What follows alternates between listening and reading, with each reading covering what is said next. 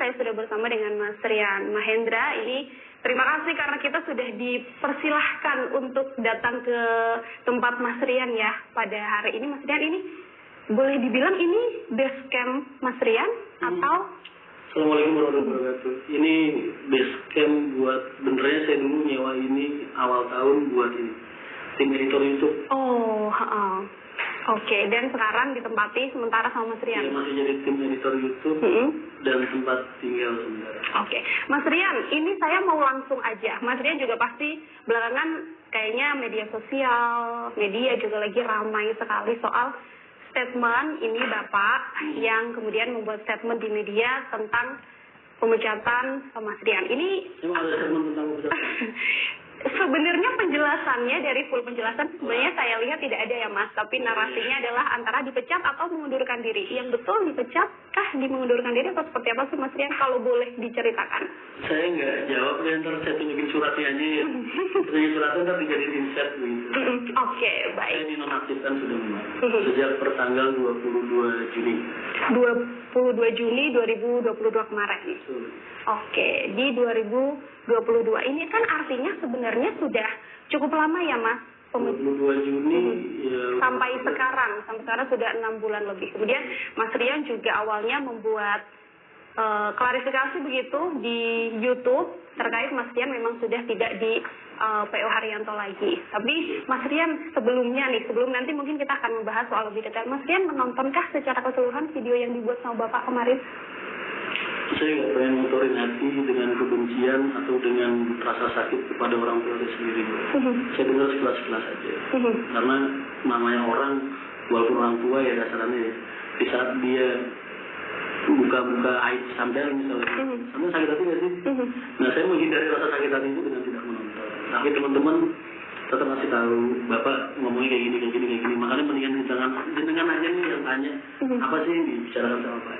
Oke, sekalian ini kita izin ya Mas ya untuk mungkin mengklarifikasi langsung Tribuner ke Mas Rian terkait pemberitaan yang memang sudah banyak beredar gitu. Mas Rian, tadi saya juga sudah izin Tribuner ke Mas Rian untuk benar-benar boleh apa tidak begitu ini untuk kami klarifikasi. Mas Rian, ada yang mengatakan bahwa memang kasus ini karena bisa dibilang kesalahan yang dibuat sama Mas Rian sendiri. Bahkan Bapak mengatakannya ini adalah kesalahan fatal yang pernah dibuat sama Mas Rian. Itu kasusnya kasus yang memang berjalan ketika Mas Rian akhirnya dinonaktifkan atau sudah beberapa waktu berlalu? Masalah itu terjadi ya pada saat saya dinonaktifkan. Jadi pemecatan itu keluar, ya ada fase lah. Saya jadi bingungnya. Saya tuh membagi profesionalisme dalam artian, oh ya ini keluarga, ini pekerjaan. Saya berusaha tidak mencampur adukan keduanya gitu. Betul. Jadi di saat seorang pimpinan, saya nggak pimpinan Bapak Adi Haryanto mempertanyakan kredibilitas saya, terus mempertanyakan hal-hal yang ibaratnya sifatnya apa ya, yang berhubungan dengan internal pekerjaan. Ya. Terus beliau kok tidak menemukan kepuasan di situ. Terus beliau kok sampai mengeluarkan surat pemecatan. Ya saya anggap ya sudah, ini jangan dijadikan masalah keluarga gitu. Kan kita ngelihat dari awal profesional. Iya betul. Berarti antara keluarga sama keluarga, perusahaan ya perusahaan.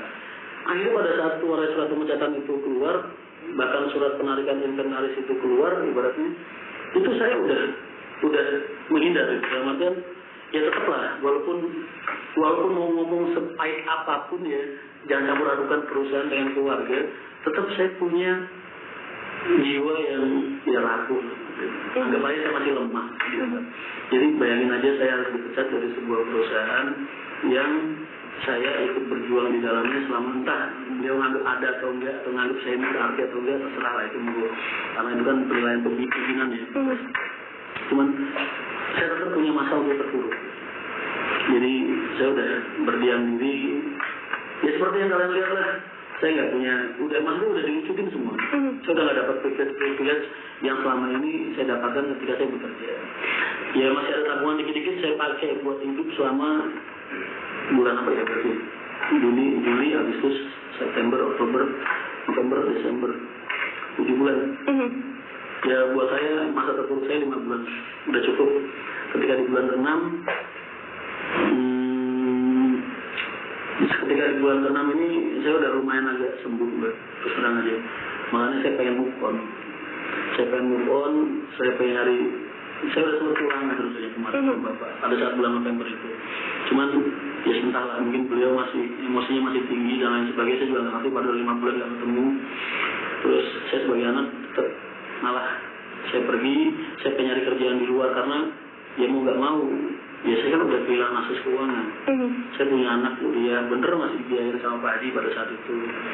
Punya anak kuliah, punya istri, punya 2 anak sekolah di rumah, dan saya juga masih banyak tanggungan-tanggungan di luar yang harus saya selesaikan, yang udah selama berbulan-bulan itu umur saya kasaran, karena kan ya otomatis jadi terhambat semua. Saya mau sampai kapan gitu terpuruk.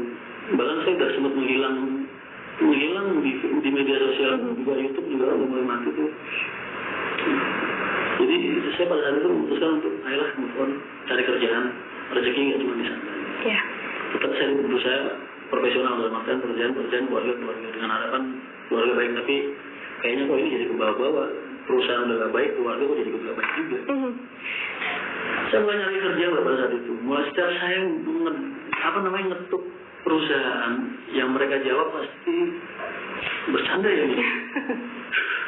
Bercanda ya Mas.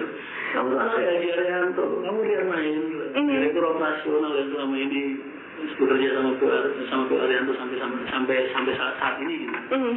Kamu jangan bercanda. Mereka antara nggak berani menerima, antara bingung mau ngegaji saya berapa, antara bingung mau ngasih saya posisi apa, atau memang karena nggak percaya kalau saya benar-benar nyari kerja. Iya.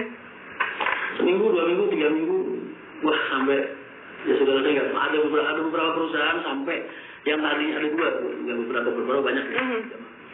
Ada 2 perusahaan sampai yang tadinya itu menerima saya kerja sampai akhirnya udah dapat teror, terus akhirnya saya pamitan karena nggak enak kasihan.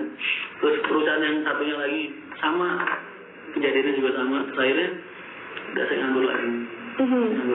Saya nganggur lagi terus akhirnya tiba di masa saat saya tuh udah harus bener-bener ini gimana ya mikir caranya supaya gue bisa kerja lagi. Terus saya iseng-iseng karena kan YouTube udah lama mati tuh. Iya. Saya tak bikin klarifikasi di video gitu loh di YouTube, dalam artian untuk meyakinkan rekan-rekan kerja saya bahwa saya nggak bercanda gitu, saya bener-bener butuh kerjaan. Lah cuman kok saya tadi mikir ala paling nggak bakal rame lah video orang udah 5 bulan mati kan ya. Iya. Itu paling juga cuman buat saya share link ke teman-teman aja gitu, maksudnya kenapa jadi berjuta-juta viewernya gitu. Iya, Kan jadi shock juga gitu. Toh saya bilang di situ juga saya nggak menyudutkan semua pihak, saya nggak menyudutkan bapak, juga nggak menyudutkan perusahaan. Saya di situ jelas kok bahasa saya. Nggak bisa kita mau nyalain perusahaan. Toh perusahaan yang paling punya kekuasaan atas diri kita. Kita mau berbicara sebaik apapun tentang diri kita. Ketika posisi kita sebagai karyawan, ketika kita dipecat ya sudah. Berarti kan kesalahan dari kita. Kita nggak perlu ngeluh lah. Ngeluh itu kan sifat orang-orang yang cengeng aja. Cuma nggak nyadarin kelemahan diri sendiri. Saya di situ nggak nyalain siapa-siapa. Cuma pamitan dalam artian supaya video ini bisa memberikan kepercayaan kepada teman-teman. Oh iya, Rian ini butuh gawe ya. Dan entah kenapa dari situ kok jadi rame, jadi ngerembet kemana-mana. Padahal saya juga nggak ngejelek-jelekin bapak, nggak buka-buka aib bapak. Lalu tiba-tiba ada video klarifikasi orang wartawan terus nanya ke bapak dasar pemecatannya Rian apa, masalahnya apa, kok jadi malah aib 6 tahun yang lalu jadi diceritain sama Pak Haji gitu. Aku jadi terus agak mikirnya suka di situ ya. Ya sudah sampai sekarang ya masih agak bingung. Makanya kalau kalian lihat pikiran saya masih agak kosong gitu. Saya punya kesalahan 6 bulan yang lalu, 6 tahun yang lalu saya punya kesalahan. Saya ketipu investasi sama temen ya, sampai sekarang orangnya masih hilang ibaratnya. Dan kesalahan saya adalah kesalahan yang sampai sekarang saya sesali itu, saya bikin teman-teman saya juga percaya sama saya, jadi yang percaya sama saya jadi ketipu juga. Itu aja bener. Dan pada saat itu kan bener udah selesai gitu. Itu kan udah kejadian 6 tahun yang lalu. Aku juga udah pulang, udah minta maaf sama bapak, dan bapak mau maafin, mau nyelesain semua. Cuman ya maaf, jadi nominalnya jadi 2 miliar katanya. Iya betul, di video itu. Iya, karena setahu saya nggak sampai segitu, tapi monggo lah setahu bapak. Setahu saya, makanya saya sampai bikin postingan di mana kemarin seharga mobil yang biasa bapak kasih ke teman-teman Bapak atau ke kolega-kolega Bapak. Ya saya pikir memang itu harganya segitu, kalau 2 miliar mah nggak sampai mobil, bis itu berarti saya beli satu bis bukan mobil. Tapi nggak tahu lah, terserah motivasi beliau seperti apa, saya nggak akan menyangkal. Memang itu kesalahan saya dan itu jadi penyesalan saya seumur hidup. Sudah saya buktikan, dalam artian itu udah jalan, saya udah tempat nasuha. Terus akhirnya saya mulai membranding diri saya di media, mengajak orang-orang untuk hidup dengan baik, mengajarkan orang-orang untuk menebarkan kebaikan, menjalani hidup dengan baik. Saya tunjukkan betapa tawadunya saya sama orang tua saya. Saya kenalkan ke media, oh ya ini saya punya sosok ayah yang bisa saya banggakan. Mungkin kalian juga nggak akan banyak tahu tentang Haji Haryanto kalau saya nggak nunjukin di media. Itu karena saya benar-benar bangga sama orang tua saya sampai detik ini. Ya. Terus saya jadi nge-branding perusahaan juga. Mungkin kalian aja kan baru kenal saya baru tahun 2017, 2018 ya. 2018 di sini lah paling, ya kan? Karena dulu kalian nggak ada yang kenal. Mas, dosa-dosa saya nggak cuma itu, banyak banget. Makanya hidup saya itu setelah Bapak nyelamatin saya pada saat itu, Bapak nyelamatin masalah saya pada saat itu, saya sudah berjanji sama diri saya sendiri, saya nggak akan mengulangi kebodohan yang sama, dan saya akan hidup dengan baik dan mengajak orang-orang di sekitar saya untuk hidup dengan baik supaya mereka nggak melakukan kebodohan yang sama seperti apa yang saya lakukan pada saat itu. Ya seperti apa yang kalian lihat di media sejak kalian kenal sama Rian Mahendra, ya itulah itu jalan tobat saya. Makanya orang banyak banget ngomong, nanya, Mas kok bisa sih punya hati kayak gitu? Mas kok bisa sih kamu sebaik itu? Mas kok bisa sih kamu? Ya mungkin banyak orang, kok bisa sih Mas Rian api kok lebih bom? Kok bisa sih kamu bisa sebaik itu jadi orang?